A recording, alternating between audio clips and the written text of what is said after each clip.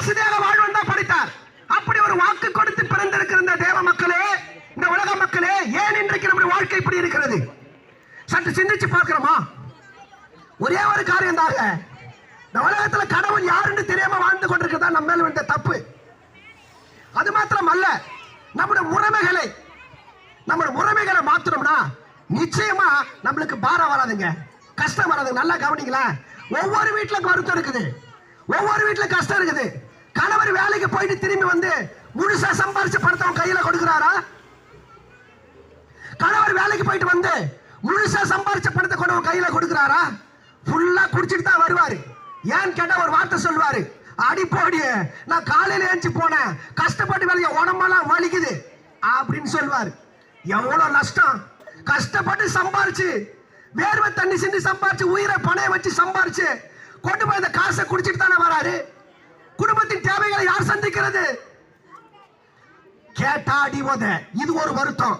சரி, பிள்ளைகளை பெத்தமே, பிள்ளைகளாச்சும் நல்லா வேலைக்கு போய் சம்பாரிச்சு கொடுக்கணும், அது அந்த கேஸில் தான் இருக்குது. பொண்ணு ஒரு பக்கம் இருக்குது, பையன் ஒரு பக்கம். அந்த பிள்ளைகளை எப்படி கரை சேர்க்கிறது? யோசிச்சு பார்த்திருக்கீங்களா? கடவுள் நம்ம படைக்கும் போது தப்பா படைப்பாரு இல்லங்க. எல்லாருக்கும் வருத்தம் இருக்குது.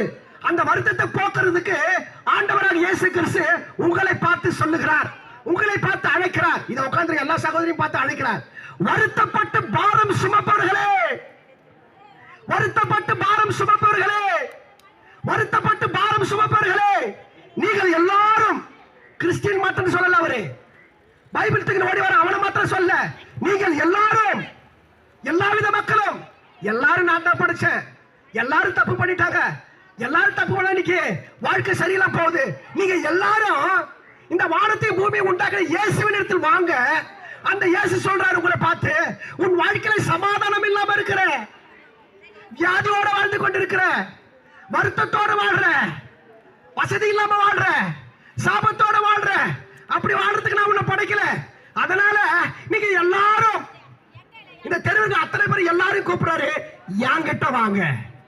கூப்பிடுற ஒரு மனுஷன் இல்லங்க, மனுஷன் கூப்பிட்டு ஏமாத்திட்டு போயிடுவான், அந்த மூலையில் இல்லைன்னு சொல்லிட்டு அந்த மூலைக்கு ஓடுவான்.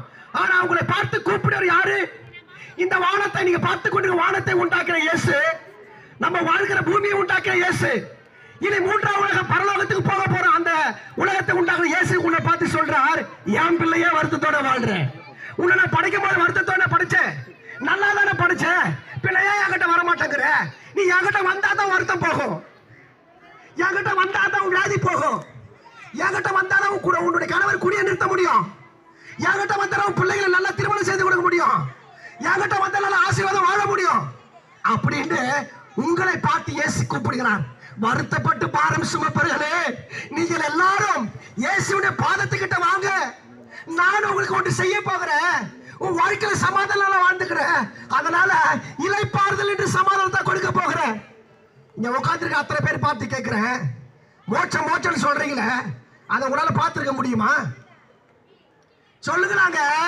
மோட்சத்தை பார்க்க முடியாதுங்க, ஆனா இயேசுவை ஏற்றுக்கொண்ட அந்த மோட்சத்தை பூலோகத்துல ஒரு குடும்பத்துல பார்க்கலாம்னு சொல்றாரு இயேசு.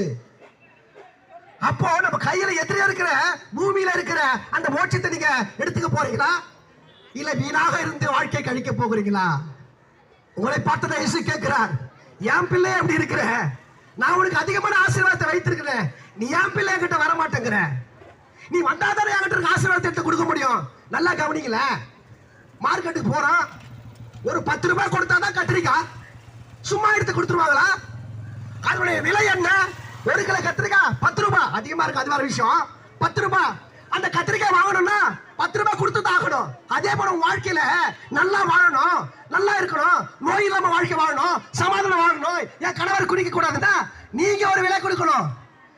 இயேசு காசு பணமே கேட்கல பிள்ளைகளை, எனக்கு பலி செலுத்து, கோழியை வெட்டு, கொக்க வெட்டுலாம் சொல்லல. உன்னே ஒன்று சொல்றாரு, உன் மனசை கொடு பிள்ளை. உன் மனசை என்கிட்ட கொடுத்துட்டேன்னா, உன் மனசு உண்மையிலே சுத்தமான மனசு.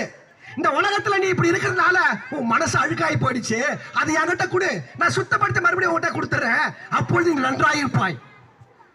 பாத்தீங்களா எந்த கடவுள் இப்படி சொல்ல முடியும்?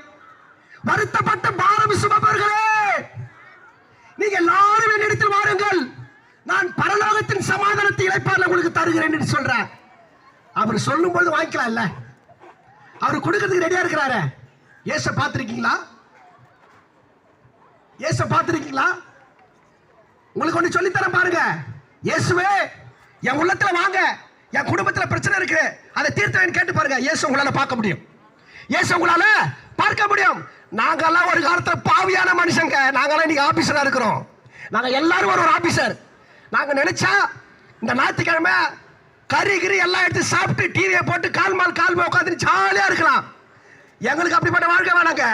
ஒரு காலத்தில் நாங்களும் உங்களை போல ரொம்ப கஷ்டப்பட்டிருந்தோம், நோயோட வாழ்ந்திருந்தோம், வியாதியோட வாழ்ந்திருந்தோம். இயேசுவை சொந்த சாமியாக ஏற்றுக்கொண்டோம். எங்களோட பாவங்கள்லாம் மன்னிக்கப்பட்டு இன்னைக்கு கால் மேல் கால் போட்டு சாப்பிட்டு பார்த்துக்கோங்க. அந்த நன்றிக்காக தான் ஆண்டவரே எங்களை ரட்சித்த இயேசு.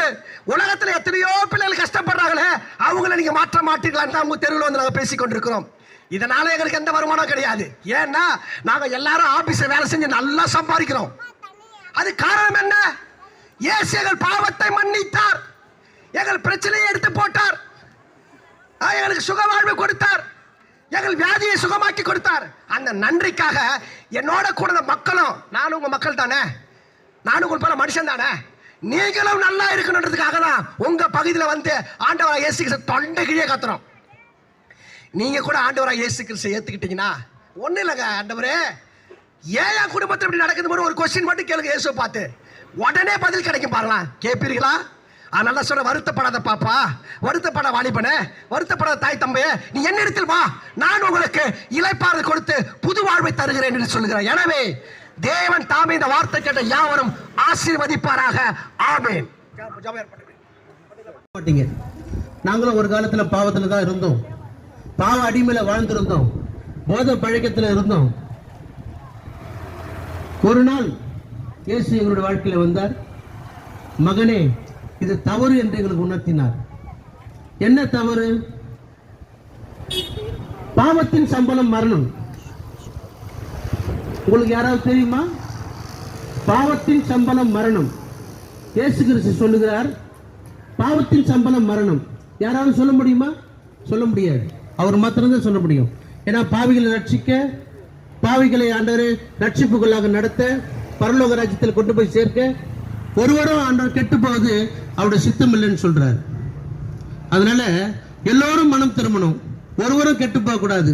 ஏன்னா ஆண்டோட வருகை சமீபமா இருக்கிறது, நாட்கள் சமீபமா இருக்கிறபடினாலே காலங்களை பிரயோஜனப்படுத்திக் கொள்ளுங்கள் என்று கர்த்தர் சொல்லுகிறார். அல்லேலூயா. அதனால நீங்க இனி காலம் செல்லாது, நீங்க சீக்கிரமா மனம் திரும்பணும். கர்த்தருடைய வருகைக்கு எல்லோரும் ஆயத்தமாகணும். அவரை சொந்த ரட்சகராக ஏற்றுக்கொள்ளணும். பாவத்திலிருந்து ஒருவர், அவர் மாத்திரம் தான் நம்மளுக்கு விடுதலை கொடுப்பார். மனுஷன் ஒருவர் யாராலும் விடுதலை கொடுக்க முடியாது. பாவத்தை மன்னிக்க மனுஷகுமாருக்கு மட்டும்தான் அதிகாரம் உண்டு. அல்லேலூயா.